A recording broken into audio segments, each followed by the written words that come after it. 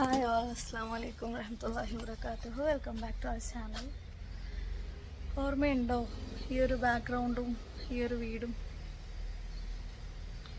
ഈ ഒരു കാറും, ഈ ഒരു ഗേറ്റും? അപ്പോൾ ഞാൻ എൻ്റെ ആദ്യത്തെ വീട്ടിലേക്ക് വന്നിരിക്കുകയാണ് കേട്ടോ. കുറച്ച് കാര്യങ്ങളുണ്ടായിരുന്നു ചെയ്യാനും വേണ്ടിയിട്ട്. അവിടേക്ക് ഒന്ന് എന്താ പറയുക, കാണിച്ചു തരാം. വീട് പൂട്ടിയിട്ടിരിക്കുകയാണ്. ഇതിൽ ചാവിയില്ല, അതുകൊണ്ട് പിന്നെ ഉള്ളിൽ കയറാൻ പറ്റൂല. ഞാൻ അങ്ങനെ പുറത്തിരുന്ന് എൻ്റെ സ്വന്തം ചെടി കുട്ടികളെയൊക്കെ നോക്കിക്കൊണ്ടിരിക്കുകയായിരുന്നു. ഈ ഒരു തെങ്ങില്ലേ, ഇത് ഓരോന്നിനും ഓരോ കഥ പറയാനുണ്ട്. ഈ തെങ്ങ് വന്നിട്ട് നമ്മുടെ ഹയാൻ്റെ ബർത്ത്ഡേക്ക് ഞാൻ ഗിഫ്റ്റ് കൊടുത്തതാണ്. അവൻ്റെ ഒരു 5-6 കൊല്ലം മുമ്പ് തോന്നുന്നു ഉള്ളൊരു ബർത്ത്ഡേക്ക് ഗിഫ്റ്റ് കൊടുത്തൊരു തെങ്ങാണ് കേട്ടോ. ഞാൻ കുട്ടികൾക്ക് ബർത്ത്ഡേ ഒക്കെ ആണെന്നുണ്ടെങ്കിൽ അവരുടെ പേരിലിങ്ങനെ ചെടികളാണ് ഗിഫ്റ്റ് കൊടുക്കുക. അപ്പം അവർക്ക് അതിനെ പരിപാലിക്കാനും ഒക്കെ ഭയങ്കര ഒരു ഇൻട്രസ്റ്റ് ഉണ്ടാവുമല്ലോ. പിന്നെ ഇപ്പുറത്തൊരു തെങ്ങുണ്ട്, ആ തെങ്ങില്ലേ, ആ തെങ്ങ് ഇപ്പോഴേ കാഴ്ചയിരിക്കുന്നത്. ഞാൻ പോയപ്പോൾ ഈ തെങ്ങ് നമ്മുടെ റനക്കുട്ടീൻ്റെ ഒരു ബർത്ത്ഡേക്ക് ഗിഫ്റ്റ് കൊടുത്തതാണ്. പിന്നെ ഇതൊക്കെ ആകെ മൊത്തത്തിൽ ആൾ താമസം ഇല്ലാത്ത വീട് പോലെ ഭാർഗവി നിലയമായിട്ടുണ്ട്. പിന്നെ കുറച്ച് ചെടികളൊക്കെ എടുത്തിട്ട് പോകണം എന്നൊക്കെ വിചാരിച്ചായിരുന്നു. നമ്മുടെ ചാമ്പയ്ക്കൊക്കെ ഇങ്ങനെ നിറഞ്ഞ് പൂത്തുലഞ്ഞിങ്ങനെ നിൽക്കുന്നുണ്ട്. പാവം അനാഥമായിട്ട് നിൽക്കുന്നു ഗൈസ്. ഇവിടെ നമ്മുടെ കോശേരി മാമ്പഴം അത് ദേ ഇങ്ങനെ പൂത്തല്ല കായ്ച്ചു നിൽക്കുന്നുണ്ട്. നല്ല വലുപ്പം കേട്ടോ ഈ ഒരു മാങ്ങ. ഇത് കുഞ്ഞ ചെടിയായിരുന്നു, അത്യാവശ്യം നല്ല വലുപ്പം വെച്ചിട്ടുണ്ട്. ഇതൊക്കെ ഇങ്ങോട്ട് താഴേക്ക് ഇറങ്ങി വന്നിട്ടുണ്ട്. ഒക്കെ വെട്ടിയൊക്കെ ഒന്ന് വൃത്തിയാക്കണം. പിന്നെ ഈ തെങ്ങിലിപ്പോൾ തേങ്ങയൊന്നും കാണാനില്ല, ഒക്കെ ഉണങ്ങി. ഞാനില്ലാത്ത വിഷമമായിരിക്കും തെങ്ങിനിലെ. പിന്നെ ഈ ഒരു ചെടി ഉണ്ടല്ലോ, എന്താണെന്നറിയോ, കുറച്ച് കോസ്റ്റ്ലി ആയിട്ടുള്ളൊരു സാധനമാണ്. നമ്മുടെ ലിച്ചിയില്ലേ, ലോങ് ആൻഡ് ഫ്രൂട്ട്, അതിൻ്റെ ചെടിയാണ്. വാങ്ങുമ്പോൾ തന്നെ 2500 രൂപയോ അങ്ങനെ എന്തോ, 2000-2500 എന്തോ ഉണ്ടായിരുന്നു. അതിപ്പോൾ ഒരു ഭാഗത്തേക്ക് ഇങ്ങനെ ചെരിഞ്ഞു പോയിക്കണം. പിന്നെ ഇതെന്താണെന്നറിയോ, മണി പ്ലാന്റ് ആണ് കേട്ടോ. എത്ര വലുതായിരിക്കണം നോക്ക്. ഞാൻ തൃശ്ശൂർ ഏതോ ഒരു ഇതിലേക്ക് പോയപ്പോൾ, നഴ്സറിക്ക് പോയപ്പോൾ കുറച്ച് നല്ല ഭംഗിയുള്ള ഇലയായിട്ട് കണ്ടു. അപ്പം അത് ചെടി ചട്ടിയിൽ വെച്ച് കഴിഞ്ഞാൽ ചെറുതായിട്ടേ വരുള്ളൂ. പക്ഷേ നിലത്തിൽ ഒരു ഇത് ഞാൻ മണ്ണിലേക്ക് ഇട്ടപ്പോൾ ഇത്രയും വലുപ്പത്തിൽ വരുന്നതാണ് കേട്ടോ. കറിവേപ്പിലേക്ക് അത്യാവശ്യം കേട് കയറാനായിക്കണു. അപ്പോൾ നമ്മുടെ വീടിൻ്റെ പരിസരം കാര്യങ്ങളൊക്കെ നമുക്കിങ്ങനെ ചുറ്റിക്കറങ്ങാം. ഇതാണ് ഇപ്പോഴത്തെ ഒരു സിറ്റുവേഷൻ. കണ്ടപ്പോൾ എന്തോ ഒരു സങ്കടം. എന്തെങ്കിലും പാമ്പുണ്ടെങ്കിലും ഒന്നും അറിയൂല. ഇതൊക്കെ ഒന്ന് ക്ലീൻ ചെയ്യാൻ ആരെങ്കിലും ആളിനെ കൊണ്ടുവന്ന് ക്ലീൻ ചെയ്തിടണം എന്നൊക്കെ ഉണ്ട്. ഇപ്പം എപ്പോൾ പറ്റും എന്നൊന്നും അറിയില്ല. ഇത്ര പെട്ടെന്നാലേ ആൾതാമസം ഇല്ല എന്നുണ്ടെങ്കിൽ, ആൾതാമസമൊക്കെ ഉണ്ട് കേട്ടോ, ഞാനില്ല എന്നുള്ളൂ, ഒരു വീട് ഇങ്ങനെയൊക്കെ ആയി പോകുന്നത്. ഇത് ബറാബറാന്ന് പറയും. അതെ, എനിക്കിത് ശരിക്കും കിട്ടിയിട്ടേ ഇല്ല. പക്ഷെ അത് ഇപ്രാവശ്യം എനിക്ക് കിട്ടി ഗൈസ്. നോമ്പ് തുറന്നിട്ട് മക്കൾക്ക് കൊടുക്കാം. ലിച്ചി പോലെ ഉണ്ടാവും തോന്നുന്നു ഇത് കഴിക്കാൻ. 2 എണ്ണം ഉണ്ടായിട്ടുണ്ട്. ഞാനില്ലാന്ന് കണ്ടപ്പോൾ കഴിച്ചൂലേ വന്ന് അങ്ങനെ എന്നെ വിഷമിപ്പിക്കാൻ വേണ്ടിയിട്ട്. ദേ ഒരെണ്ണം കൂടി, 3. നമ്മുടെ മക്കളെ വിട്ടിട്ട് പോണ പോലെയാണ് കേട്ടോ നമ്മൾ വെച്ച ചെടികൾ വിട്ടിട്ട് പോകുമ്പോൾ. ഈ സൈഡിലെ ചെടികളൊക്കെ ഉണ്ടല്ലോ ഭയങ്കര കുഞ്ഞതായിരുന്നു. നമ്മൾ ഹെയ്സൂനെ പ്രഗ്നൻ്റ് ആയിരിക്കുന്ന സമയത്ത് ഞാനിങ്ങനെ ഒറ്റയ്ക്ക് മണ്ണ് കിളച്ച് വെച്ചതാണിത്. ഒറ്റയ്ക്ക് മണ്ണ് കിളച്ചത് കൊണ്ട് തന്നെ എനിക്ക് ലാസ്റ്റ് ബ്ലീഡിങ് ആയി പിറ്റേ ദിവസം ഹോസ്പിറ്റലിൽ അഡ്മിറ്റ് ആയിട്ടുണ്ടായിരുന്നു. അത്രയ്ക്ക് ഇഷ്ടത്തോടെ വെച്ച ചെടികളായിരുന്നു. നമുക്ക് എന്തോരം ചാമ്പയ്ക്കാണുള്ളത്. അത് നമ്മുടെ ചാമ്പയ്ക്ക പ്രത്യേകിച്ച് നല്ല ടേസ്റ്റ് ആയിരിക്കും.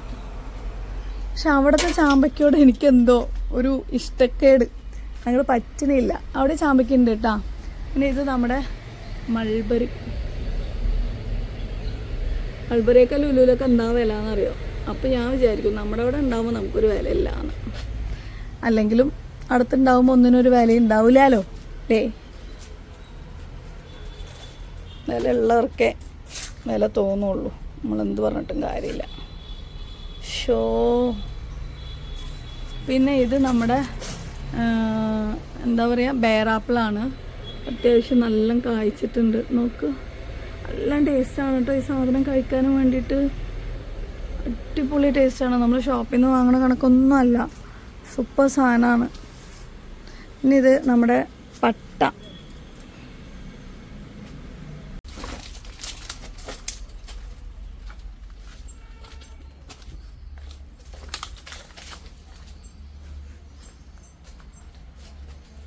എൻ്റെ കാർപ്പറ്റാണ് കിടപ്പ് നോക്ക്. കാർ ഷെഡിൽ എന്തോരം വിലയാണെന്നറിയോ. ഇതെടുത്ത് ക്ലീൻ ചെയ്ത് അവിടെ വീട്ടിൽ കൊണ്ടിടണം എന്ന് വിചാരിച്ചതാ. അതിപ്പോൾ കാർ ഷെഡിലാണ് എൻ്റെ സ്ഥാനം. എവിടെ ക്ലീൻ ചെയ്യാൻ കൊടുക്കുക? ഇങ്ങനത്തെ സാധനമൊക്കെ എവിടെ ക്ലീൻ ചെയ്യാൻ കൊടുക്കുക എന്നറിയോ ആർക്കെങ്കിലും? ആരെങ്കിലും വിളിച്ചാൽ പെട്ടെന്ന് വീടൊന്ന് ക്ലീൻ ചെയ്തെടുക്കണം. ഇപ്പം ഞാൻ ഇവിടേക്ക് വരാനുള്ളൊരു റീസൺ എന്ന് പറഞ്ഞു കഴിഞ്ഞാൽ, ഈ വീടിൻ്റെ കാര്യത്തിൽ എന്തായാലും ഒരു തീരുമാനം എടുക്കണം തോന്നി. വീട് ഇങ്ങനെ കിടന്ന് നശിപ്പിച്ച് കളയാനും പറ്റൂലല്ലോ. അത്രത്തോളം എഫേർട്ട് ഇട്ട് കഷ്ടപ്പെട്ട നമ്മുടെ വീടല്ലേ. ഈ ഓരോ ഡോറും ഈ വിൻഡോയൊക്കെ കാത്തിരുന്ന് കുറച്ച് ഇങ്ങനെ പൈസ ആയി പിന്നെ വെച്ചതാണ്. കുറേ കാലം ഈ ഡോറുണ്ടായിരുന്നില്ല, വിൻഡോ ഉണ്ടായിരുന്നില്ല. അങ്ങനെ ഓരോന്നും നോക്കി ചെയ്തതല്ലേ. നശിപ്പിക്കുമ്പോൾ ഒരു വിഷമം. രാത്രി ഒന്നും ഉറക്കം വരുന്നില്ല ആലോചിക്കുമ്പോൾ. ഇങ്ങനെ നശിച്ചു പോവാണല്ലോ എന്ന് പറഞ്ഞിട്ട്. അപ്പോൾ ഏതായാലും ഇൻഷാ അല്ലാഹ് ഇതിൻ്റെ കാര്യത്തിലൊരു തീരുമാനം എടുക്കണമെന്ന് വിചാരിച്ചു. എന്നുവെച്ചാൽ ഈ വീട് വിൽക്കുക എന്നുള്ളതാണ്. ആദ്യം ഞാൻ വിൽക്കാൻ സമ്മതിക്കൂല എന്നുള്ളൊരു ഇതൊക്കെയായിരുന്നു എനിക്ക്. പക്ഷെ അങ്ങനെ പറഞ്ഞിരുന്ന് ഇതും നശിച്ചൊന്നും ഉപകാരമില്ലാതെ ആവാനും പാടില്ലല്ലോ. പിന്നെ എനിക്ക് തോന്നി വല്ല ലീസിനെട്ടും താഴേക്ക് കൊടുക്കുകയാണെന്നുണ്ടെങ്കിൽ എനിക്ക് തൽക്കാലം ഒന്ന് റോളടിക്കാൻ പറ്റും എന്നുള്ളൊരു ഇതും ഉണ്ടായിരുന്നു. എനിക്ക് ഓടി നടന്ന് മതിയായി. കുറേ കാലം ഇതിൻ്റെ ലോൺ അടയ്ക്കാനും വേണ്ടിയിട്ട് നമ്മൾ ഉറക്കമില്ലാതെ കണ്ണൊക്കെ ഓപ്പറേഷൻ ചെയ്യണം കേട്ടോ. അത് ഇനിയും പോകാൻ പറ്റിയിട്ടില്ല.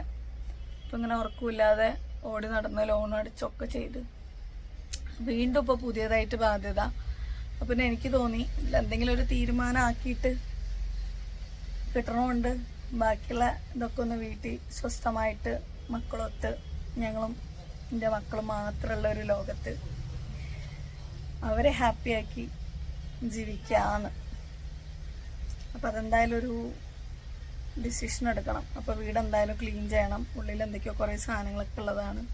അപ്പോൾ അതൊക്കെ ഒന്ന് മാറ്റാൻ പറഞ്ഞ് വീടിൻ്റെ രൂപത്തിലേക്കാക്കി ഗോഡൗൺ എന്നതിൽ നിന്ന് മാറി വീടാക്കി മാറ്റിയിട്ട് സെയിൽ ചെയ്യാനാണ് ഉദ്ദേശിക്കുന്നത്. ഇൻഷാ അല്ലാഹ് എല്ലാം കഴിഞ്ഞിട്ട് ക്ലീനായി കിട്ടിയിട്ട് ഞാനൊരു വീഡിയോ ഇടണമെന്ന് വിചാരിക്കുന്നുണ്ട്. ഫോർ സെയിൽ എന്ന് പറഞ്ഞിട്ട് വീഡിയോയും ആ ഹോം ടൂറിനായിരുന്നു എനിക്ക് യൂട്യൂബ് മോണിറ്റൈസേഷൻ ആയത്. ഇനിയിപ്പോൾ എന്തായാലും അടുത്തൊരു ഹോം ടൂറിൽ ഈ വീട് നമ്മൾ കൊടുക്കുന്നതായിരിക്കും ഗൈസ്. അല്ലെങ്കിലും ഒരിക്കൽ എൻ്റെ കൈവിട്ട് പോകേണ്ടതായിരുന്നു. ലോണ് അടയ്ക്കാതിരുന്ന ലാസ്റ്റ് വിൽക്കാന്നുള്ള ഒരിതിൽ കുറേ ആൾക്കാരൊക്കെ വന്ന് നോക്കിയിട്ടൊക്കെ ഉണ്ടായിരുന്നു. അപ്പോൾ മനസ്സിന് ഭയങ്കര സങ്കടമൊക്കെ ആയിട്ട് അങ്ങനെയാണ് ഞാൻ ലോൺ എങ്ങനെയെങ്കിലും അടച്ച് ഞാൻ ഏറ്റെടുത്ത് അങ്ങനെ ചെയ്തത്. സക്സസ്ഫുള്ളി അത് നമ്മുടെ ഇച്ചു ബേബി ജനിക്കുന്ന ആ സമയത്തോടുകൂടി നമുക്ക് ക്ലോസ് ആക്കാനൊക്കെ പറ്റി. ഓക്കെ, ഞാൻ ഇനി അടുത്ത ഹോം ടൂർ വരുന്നത് ഇത് ഫുള്ളും ക്ലീൻ ആക്കി വെച്ചിട്ടായിരിക്കും കേട്ടോ. പക്ഷെ കൈ വേദനിക്കണം മൊബൈൽ ഇങ്ങനെ പിടിച്ചിട്ട്.